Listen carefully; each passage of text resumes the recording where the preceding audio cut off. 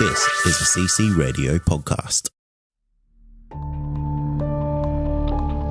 It was just the most massive thing I've ever seen. To tell you the honest truth, I thought, well, we're the only ones left on this planet.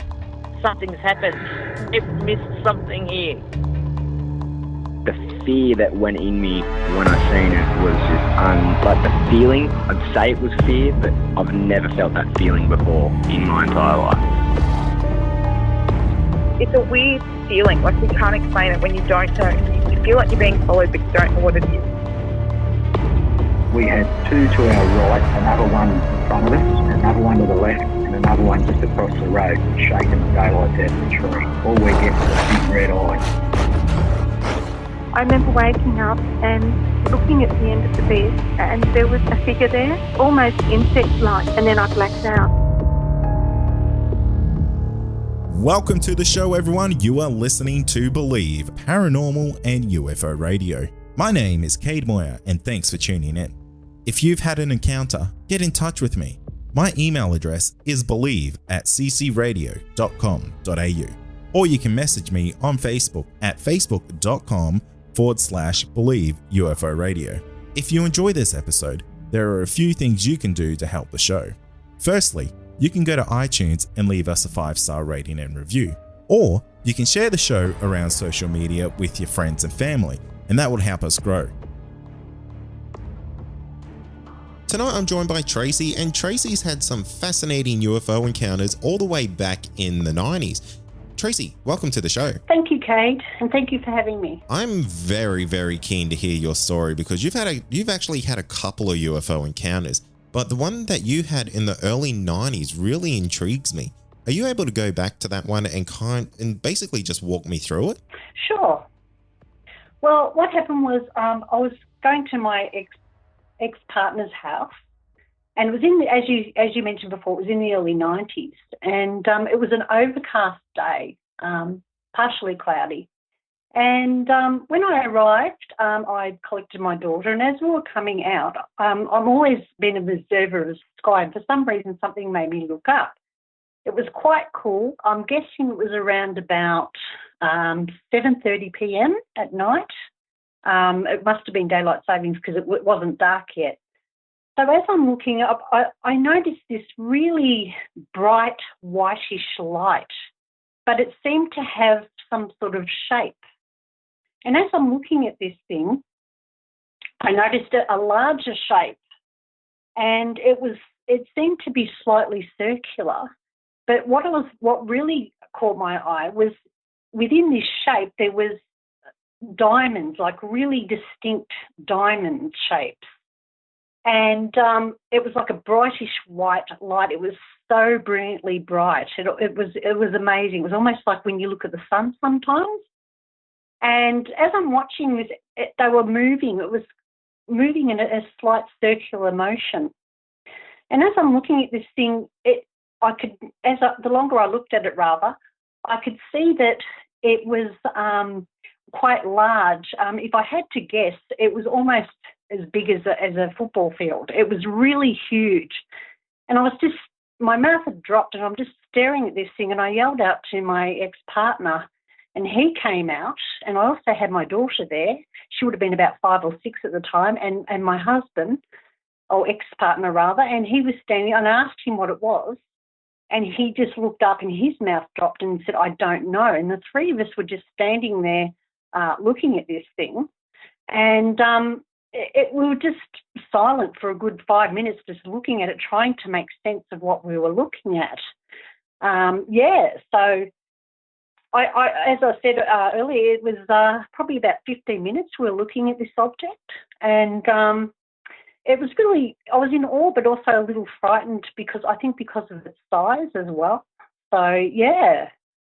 Also, I have to mention that, not necessarily to suggest anything, but at that time my ex-partner lived probably about 2 kilometres away from a military base, and I have to say, if I'm honest, that one part of me thought, oh, surely this couldn't be something military because, it was completely silent. That was another thing I forgot to mention, that there was no sound coming from this object whatsoever.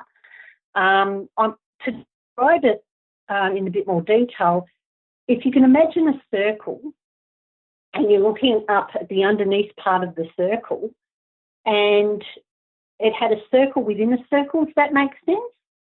And on the outer edge of the circle, that's where the diamond shapes were, and it was like one big line with the diamond shapes within, and they were just completely rotating.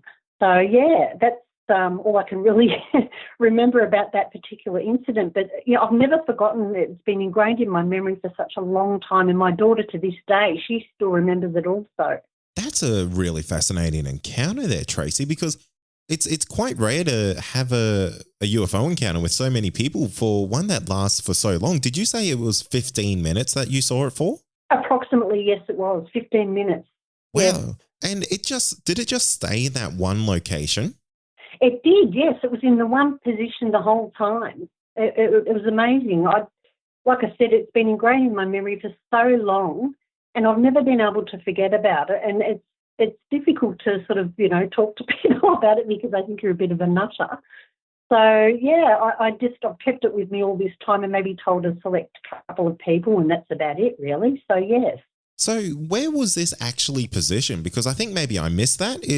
Was this right above where you were located, or was it maybe a little bit further along the horizon or something like that? Oh, if I had to guess, I was standing on the front steps of my ex-partner's house, and so it looked like it was directly above the house itself. It looked that way anyway. And if I had to guess, I would say it would have been probably, that was the other frightening thing, probably about a kilometre up, maybe even less than that, maybe half a kilometre, but this thing was huge. Again, if I had to guess, I'm saying it would have been the size of a football field. It was massive. That is quite large, isn't it? It is. It really is. And for you to even see that size and that detail, I think that craft would have been pretty close to you, just from everything that you've said so far. That was the slight frightening part about it. It was really close, and it was really big. And the whole time I was looking up at this thing, of course, you tried to make sense. What is this? Is it military? It's obviously not a plane. It's not a helicopter. It's nothing that we are familiar with. So what is it? And you're just constantly questioning, trying to make sense of what we're looking at. But the fact that it was seemed to be so close, silent, and it was, that part of it was really frightening for me personally anyway. Well, that would be quite frightening. I mean, you've got something up there that's the size of a football field, and it's just floating above your house, above you, above your family, and it's not making any noise, and it's really just kind of defying everything that I guess physics say it should be doing. I should mention too, this was in Victoria. This was actually in sort of the outer suburbs of Melbourne. And as I mentioned, it was relatively close to a military base, and I believe that particular military base is Signals or something. So I don't know whether, again, I'm just, describing what I saw. I don't know if there's any connection between the fact that it was so close to a military base or not, but I just thought that was worth mentioning. No, I definitely think it is, because I don't know if you heard any reports or anything from maybe weird things going on at that base, but maybe it was doing, who knows? I'm really speculating. I'm guessing here is maybe it was doing surveillance. Maybe it was just trying to keep an eye on things happening around that area. That's actually a good point, because I remember not long before that, there was a lot of protesters around that particular base at the time. They were protesting against something. I think it was something to do with the big satellite they had there or something. So I don't know for sure, obviously, but it's certainly interesting. There was a lot going on in that aspect at that time. Yeah, it makes me wonder if there was maybe some kind of level of technology that might have been a little bit more advanced for its time that maybe this craft was keeping an eye on. Maybe. I mean, I have read, articles before that, when military have been doing testing, I believe even in Australia, that there's been odd sightings of weird objects and what have you when they've been doing that. So who knows? Yeah, it's definitely not an